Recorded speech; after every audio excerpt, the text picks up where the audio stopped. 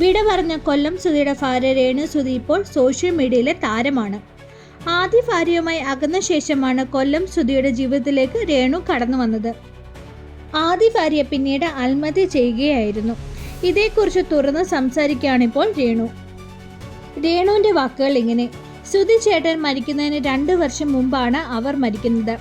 ആത്മഹത്യ ചെയ്യുകയായിരുന്നു. വേറൊരു ഭർത്താവും മകനുമുണ്ട്. സുധി ചേട്ടനുമായി പരിചയപ്പെട്ടപ്പോൾ ഭാര്യയെക്കുറിച്ച് ചോദിച്ചിരുന്നു. എന്നെയും മകനെ ഉപേക്ഷിച്ച് അവൾ പോയതാണെന്ന് പറഞ്ഞത്.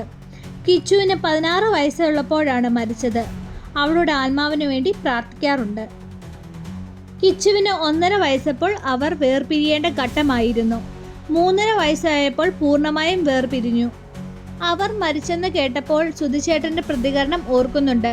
ഞാനും സുധിച്ചേട്ടനും വണ്ടി ഓടിക്കുന്ന പയ്യനും എൻ്റെ ബെസ്റ്റ് ഫ്രണ്ടും കാണാൻ മാളിൽ പോകുകയായിരുന്നു. അതുവരെ ഹാപ്പി ആയിരുന്ന സുധിച്ചേട്ടൻ വല്ലാതെയായി.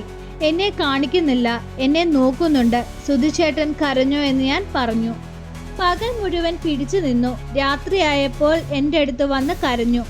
വിഷമിക്കാതെ, നമുക്ക് പോകാമെന്ന് ഞാൻ പറഞ്ഞു. പോകണ്ട എന്ന് അദ്ദേഹം പറഞ്ഞു. ആദ്യ ഭാര്യയുടെ വീട്ടിൽ നിന്ന് സുധിച്ചേട്ടനെ ഒരിക്കലും കോണ്ടാക്ട് ചെയ്തതായിട്ട് അറിഞ്ഞിട്ടില്ല. രണ്ടാമത് വിവാഹത്തിന് ശേഷം അവർ ജനിച്ച കുഞ്ഞിനെ സുധിച്ചേട്ടനെ കൊണ്ട് കാണിച്ചിരുന്നു. ഭാര്യയും ഭർത്താവും കൂടി വന്ന് സുധിച്ചേട്ടനെയും കിച്ചുവിനെയും കൊണ്ട് കാണിച്ചതാണെന്ന് അറിഞ്ഞത്. കിച്ചുവിനെ കാണാൻ ഇടയ്ക്ക് സ്കൂളിലൊക്കെ വരുമായിരുന്നു. സുധിച്ചേട്ടൻ മാറി നിൽക്കും. അവർ ഭാര്യയും ഭർത്താവും വന്ന് കിച്ചുവിന് സമ്മാനം കൊടുത്തു പോകും. സിനിമാ കഥ പോലെ. വലുതായ ശേഷം കിച്ചു കണ്ടിട്ടില്ല. അതെന്തുകൊണ്ടാണെന്ന് അറിയില്ല. ഞാൻ വന്ന ശേഷം പിന്നെ കണ്ടിട്ടേയില്ല. എന്തിനാണ് ആത്മഹത്യ ചെയ്തത് അന്വേഷിച്ചിട്ടില്ല. ലോക്ക്ഡൗൺ സമയത്തായിരുന്നു. ആ സമയത്ത് ജോലിയില്ലാതെ കുറേ ബുദ്ധിമുട്ടുണ്ടായിരുന്നു. അതായിരിക്കണം. ഒരുപാട് പേർ ആ സമയത്ത് ആത്മഹത്യ ചെയ്തു. ഡാൻസർ ആയിരുന്നു അവർ.